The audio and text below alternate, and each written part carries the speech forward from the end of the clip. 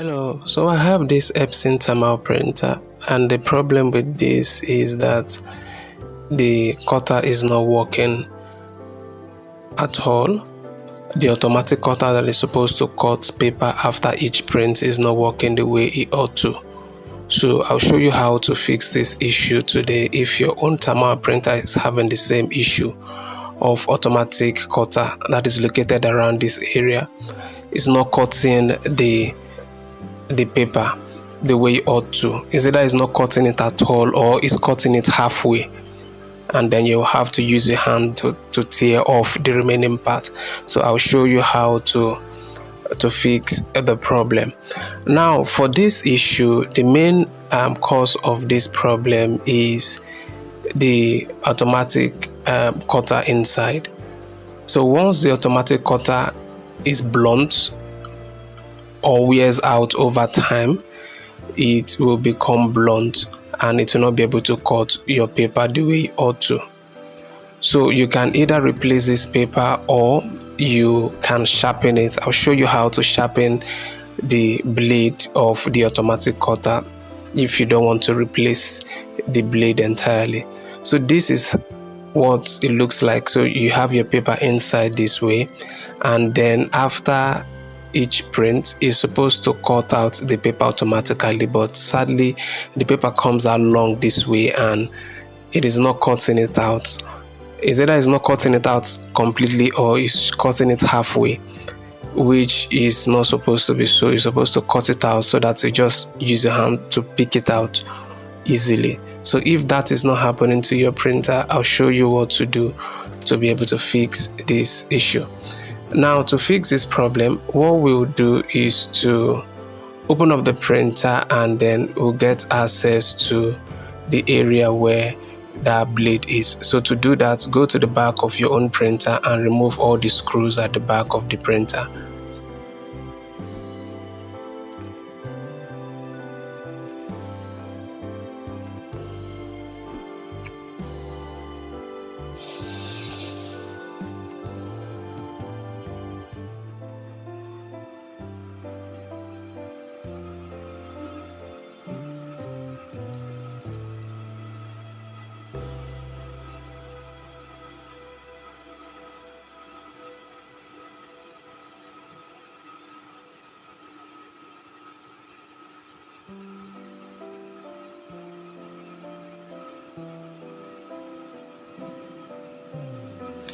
So open the cover this way and I'm going to remove this top plastic here.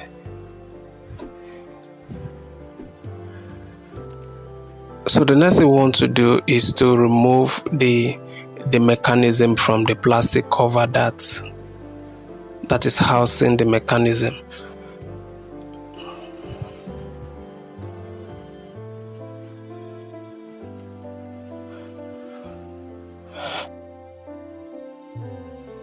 So we open up this,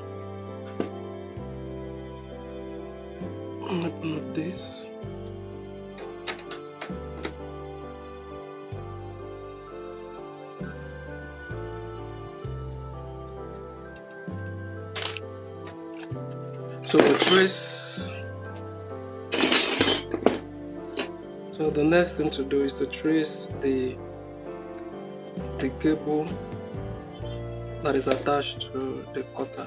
This is the cutter here, and here's the cable. So this is where the cable is, and this is it. This is red and black, and then this white. Red and black and the white. This is where it is here. It was laminated here, so I've removed this.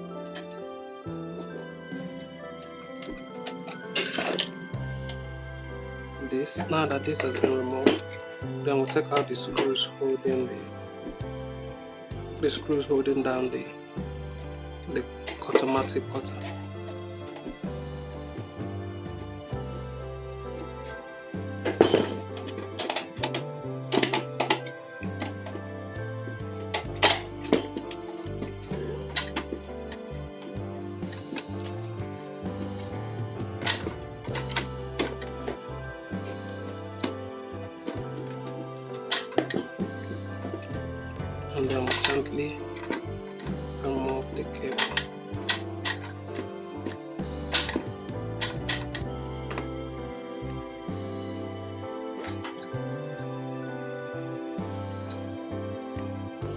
So this is the cable, this is the cutter. So we're going to replace this with another one.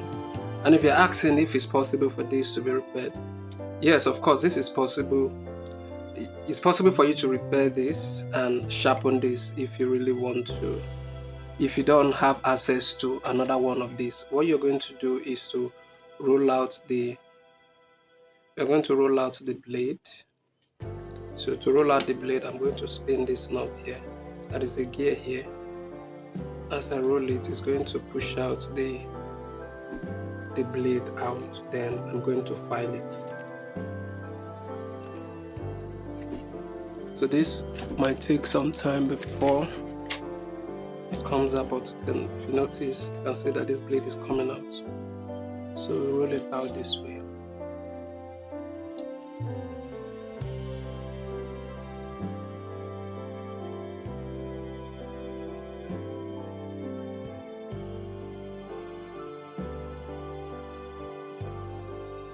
Alright.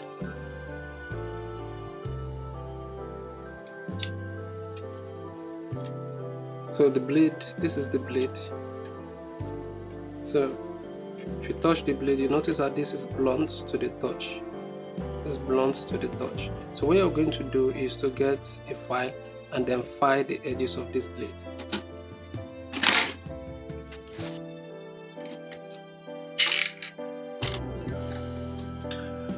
So this is it. So we're going to file it this way.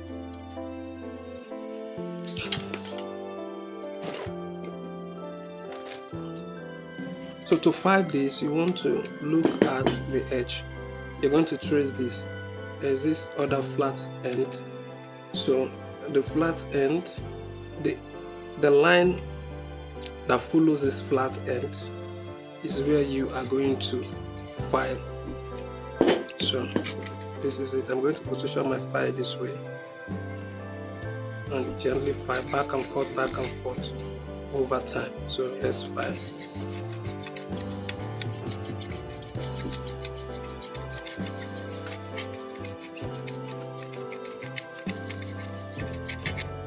This is a smooth file. You can also get a sandpaper if you will, but I prefer this because it is handy and I can hold it and move it across over and over again. But for the normal sandpaper, once you hold it, after some time it will worn out and then you have to replace it. So that is the reason why I'm using this. Remember, this has to be a smooth stone. This is a smooth stone for filing. So you just put it there over and over again.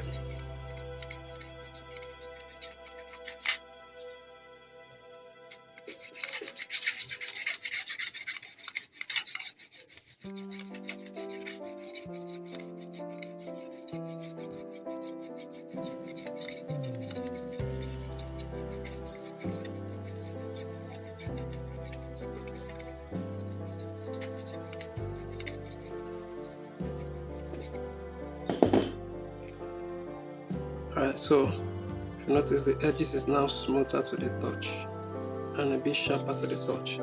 Alright, so I'm going to roll this back inside.